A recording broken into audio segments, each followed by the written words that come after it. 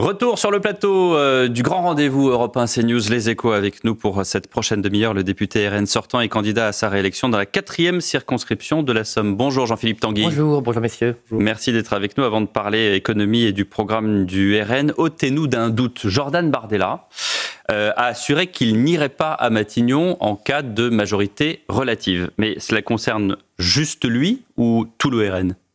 Mais il est évident qu'il nous faut une majorité absolue pour appliquer un programme. Il y a déjà une contrainte constitutionnelle, évidemment, que nous respecterons et auquel les Français sont attachés, c'est la cohabitation. Si en plus on n'a pas de majorité absolue, évidemment, la capacité qu'on aurait à appliquer un programme serait moindre. Donc il faut que les Français se mobilisent s'ils veulent que notre programme soit appliqué. Donc si le président de la République choisit quelqu'un du RN, vous direz non, quel qu'il soit tout le groupe il est RN. évident qu'on ne se laissera pas dicter. Et Éric Ciotti. Non, mais on ne va pas se laisser dicter notre politique et notre gouvernement par Emmanuel Macron. Peut-être va-t-il essayer. Ça prouvera une fois de plus d'ailleurs qu'il ne respecte pas la Constitution. Mais si les Français se mobilisent massivement et vont voter, les choses devraient s'imposer d'elles-mêmes. Mais vous voyez bien le blocage politique immense qui arrive si le groupe qui arrive premier, qui a la majorité relative sans avoir la majorité absolue, refuse d'exercer le pouvoir.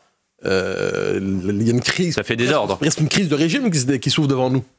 Mais la crise de régime, vous savez, il faut prendre les résultats comme ils viendront. Si on commence aussi à faire des projections au siège près, le paysage politique qui sortira des élections, si malheureusement il n'y a pas de majorité absolue pour le Rassemblement national, il dépendra de 577 élections. Donc en fait, on essaie, enfin pas vous, mais le président de la République, on l'a bien vu, essaie de créer de la confusion au lieu de prendre ses responsabilités, notamment on le verra, pour assumer son héritage financier et économique, et essayer de la confusion dans l'esprit des Français pour qu'ils doutent de leur choix. Donc on dit ne doutez pas, faites confiance au Rassemblement national, et de toute façon, les élections ne dépendent que de vous, et pas de tractation avant les élections. Prendre ses responsabilités, ça veut dire quoi ? Ça veut dire vous espérez une démission d'Emmanuel Macron, comme l'a encore redit Marine Le Pen hier ?